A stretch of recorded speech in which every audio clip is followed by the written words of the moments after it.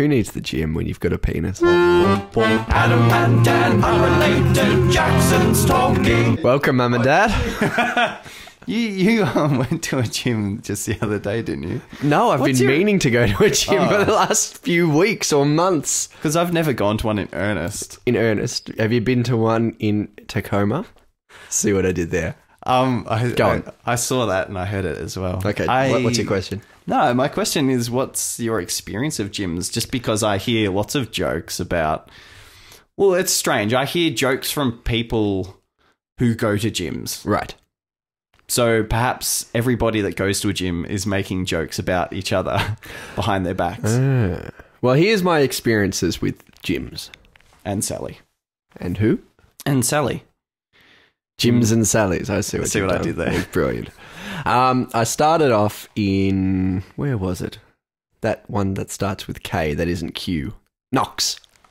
Oh, right. I started at Knox Gym. Because you grew up in Nunawading. I did, yes. And because it was my first gym, I felt very out of place and I didn't want to be seen and I didn't really know what to do. At all? No, I thought if I went to the wrong machine, people would laugh at me and stuff. And like, no, you don't do it. You're sitting on it wrong, dickhead.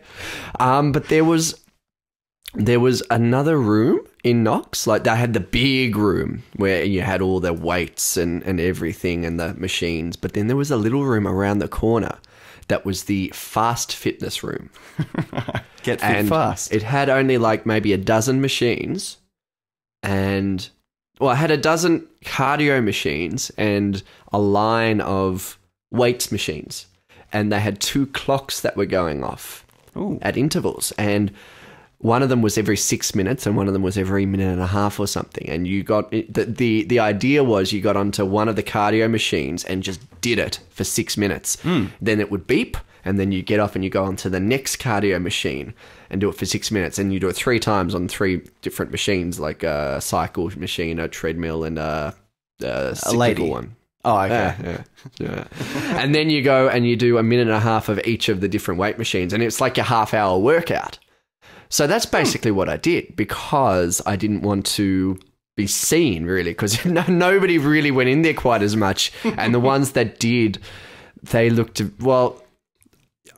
You didn't want to look like those people that were going to that big room. Well, come on, just come out and say it. It's true. But then I kind of got used to it. And when I moved to, closer to the city, there were a couple of places I went to. There was the one on Church Street in Richmond, which was a very different place. It was full of, for lack of a better word, Chapel Street people. So people that really were there to look good. Right. And it was much more intimidating. So by that time, I'd learned to walk freely and like, oh, what's this one? Oh, I'll go on this for a while. Oh, I'll go. I haven't touched the free weights yet because that's not my domain. The free weights are like for the muscle-bound people that would, that would just sit there watching themselves. That's what I never got. People watching themselves lift weight. Oh, they do. In mirrors. They're sitting in front of a mirror. The other Richmond Fitness First that I go to, the good one, has a big mirror, the whole room length at one side. And that's where all the free weights are. And yeah, people will get the weights and they'll just stare at themselves as they do bicep curls or do presses or anything like that. Do they have boxes of tissues at each station as well? Well, why would they need that, Daniel? Because what other reason are you staring at yourself? It's true. Doing weights. Yeah. Seriously. Yeah. So yeah, I go on the machines, but I don't touch the free weights. And yeah, the one in Vic Gardens in Richmond is quite funny because there definitely are some muscle-bound people, but they're quite the clique. Like, as in, you'll find one muscle-bound person with maybe one or more, but everyone else is just like, fat people or, skinny people that want to be more muscly, or fat people that want to be skinnier and stuff. So the muscly people sort of flock around the free weight section. Together. Yes. And then you've got the muscles of a muscly man. That's it. Flock together. And then you've got what seem to be, and may not be, but seem to be the most apathetic personal trainers I've ever encountered. Like, really quite sad. Like I was on one weight machine and I was watching this guy. He had weights in both hands and he was doing lunges across the floor. Yeah, and he was being followed by a tiny little personal trainer. She looked so skinny and tiny, and she looked so bored. She was going, "Yep, that's it." Yeah, she wasn't even looking at him half the time. She was going, "Good, 3 more." Yeah. And is the person doing the training getting like paid? The person, the little girl was, yeah. Yeah. She's being paid. She's being paid silly money, like $60 an hour to wander behind this lunging guy going, "Yep. Feel the burn. Yep. It's good." I hate my life. Yeah. That's disgusting. But you know what? Vic Gardens, Richmond is good because there's a lot of different types of people, whereas Church Street, there was a lot of people that are there to look good, you know. And I think it's the same, like a friend of mine was telling me about running at the Tan around the Botanical Gardens. It's not for fitness. Whoa, I'm sorry, I just have to stop you there. The Tan. That's what they call it, not my words. See, that sort of thing. These little abbreviations, for some reason, they really annoy me. My dear, darling family member or relative, someone I know, someone I've seen in the street at least, abbreviated hospitality as HOSPO. Hospo. Just doing some hospo. Yeah. Us in the hospo industry. No. Oh, God. Hospo. That one, I didn't say anything at the time.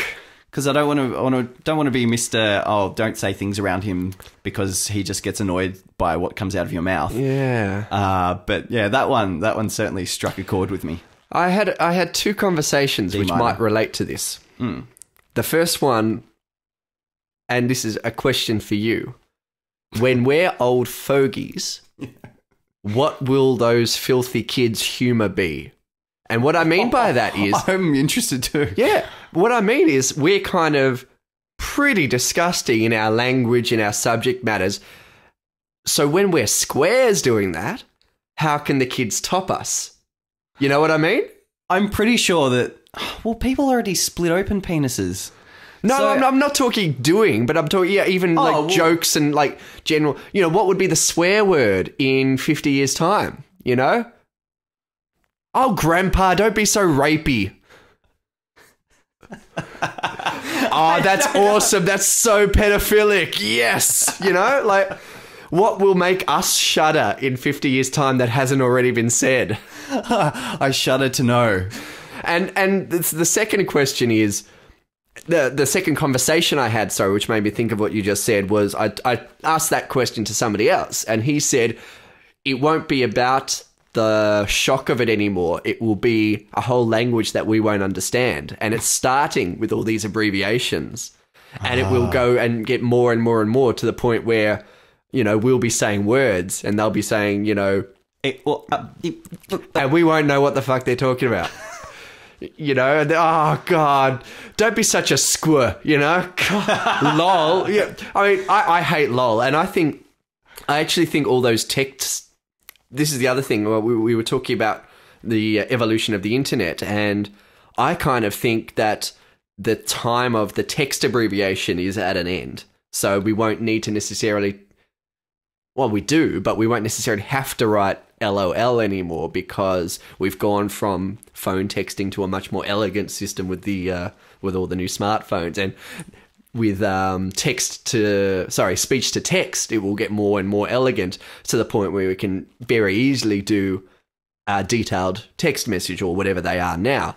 So I'm hoping anyway, just because I hate them, that all those abbreviations like, you know, ruffle and lol and all that jazz will kind of go to the wayside, but probably the opposite is the case if we think about it more. I don't know. But how are people going to emote in these text messages? Even if they are speech to text, you're still not going to get the... I've always emoted with smiley faces. Uh-huh. And not many people... Well, no, that's not true. Do you remember the iPhones used to have those 75,000... emoticons. Emoticons, yeah. Yes. And me with my Android phone had to download software. That was my phone then. It was. Can I have it? Is it? No. I hope there's a smiley face. Is it a call? It's not the call, but it might be about the call. No, it isn't. It's not about the call. Oh no, what's happened? Uh-oh. I was, but Phone walked into a bar. Oh no! Oh, please share this. Share this with us. Oh, this doesn't actually seem good at all. No, it's not actually good. We're looking for somebody to move in with us, and this person that and it was a chick as well. I don't care about either way. That's fine. Oh yeah, you've got a girlfriend. That's right. Of course. But it just means that we can't rest now because. You know, we still got a couple of weeks, but now we can't Upgrades rest. the blood pressure. Yes, absolutely. I stress so easily. What were we talking about? We were talking about emoticons. And I downloaded the thing on my Android phone to see all those iPhone emoticons. And for about 2 weeks, I got them. But now, not a single one from any text I ever get. So I think emotions are going in text. It's what I use to make sure I'm being known that I'm being sarcastic or an asshole, or that, you know, somebody can imagine me poking at my tongue while I say those words and so on. But I don't get it as much. There's still just the general smiley face, maybe a wink, but nothing else anymore. Or actually, that one just contained a frowny face, so I take that back. See, so, I mean, do you think that emoticons are still important, that expression in messages through these? Absolutely, because you can't do tense in text. So do you just think that the lols, the totes, or whatever were just like going too far, and now it's we all got a little excited? I think it actually goes back to before smartphones, to the way text used to be, like the old Nokias and whatever, where you had to type two twice to get B, you know, tap, tap. And I think it became a convenience thing because, you know what, I think I've read somewhere that you can't judge emotion in anything written, including emails. But I kind of think that's a bit bullshit. If it's written with enough detail and also with enough what's the word? If it's personable enough that you can actually go, oh, that's the way Daniel Jackson speaks, then you can get if he's pissed off or not. But with the brevity of Nokia text and whatever, that's where LOL and JK and, you know, TTYL, yeah, I got that, came about. And I think then it's been kept for the iPhones and the Androids. But as it gets more elegant, like if we had speech to text messages, only a few, I was going to say no one, but only a few would actually say lol and would actually say ruffle and all that. Well, most people would not. The way, though, that lol and all that has become part of the vernacular. I hate it. So much. But, no, so much. Just because of that, it would still get in there. Lol. Yeah. Well, it might, but picking up milk, lol. It takes a strong person and it takes a dickhead to actually say lol in real conversation. And I've known strong dickheads that do it, you know. Strong dickheads. Well, yeah, because you've got to... I mean, I defy convention a lot with the stuff I do and say, but, like, even I think it's a bit wanky, you know? So, you know people that use it ironically, though, right? Or do you think that doesn't exist? I use it. The line of irony is so blurry now. True. You don't know. Like, I read the other day that there's a bunch of people our age, men our age. How old are we? Shut up. 16. 29. Yes, 29, yes. That's, well, maybe a bit younger than, but in their 20s, that religiously watch this new series of My Little Pony. And I almost threw up and laughed at the same time. If you're listening to this, if you're one of the 4 people listening, look that up on the internet because it's absolutely true. They watch My Little Pony. And this is the blurring of the line because absolutely they're doing it ironically, but they're still doing it and by themselves in their own room with a box of tissues. And wait a minute. It may have been ironic. But at the same time, there's only so much you can drag a joke out for before you're just watching a kid's show. And I love kids' shows, so, you know, I never watched an episode. But if I liked it, I would watch. Do you know what I did the other day? Did it involve a box of... No, what did you do? I went onto YouTube and I watched the very first episode from, I think, 1960 blah blah Whoa. of Sesame Street. Oh, wow. Loved it. I thought it was really fascinating, but as a timepiece and all that. And I, to this day, love Sesame Street. And there's no irony to that. I just really dig it. Right. So that's what I mean. Like, other people might like it and, get their Elmo dolls or their Cookie Monsters and be, yeah, that's right, Cookie, get it? But you just don't know because the line of irony is so blurred now. So yeah, those that say lol, I just don't know. It's so hard. I just assume they're wankers.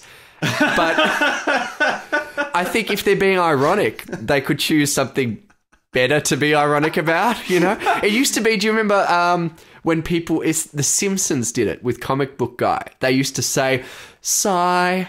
That used to irritate me as well. Oh, okay. I'm just a grumpy old man in this podcast, Daniel. Right. I just don't like anything. And I'm just the little boy that enjoys eating your lollies. Yeah. You're oh, man, that's so rapey. Yeah. Right on, pedophile. Yeah. High five.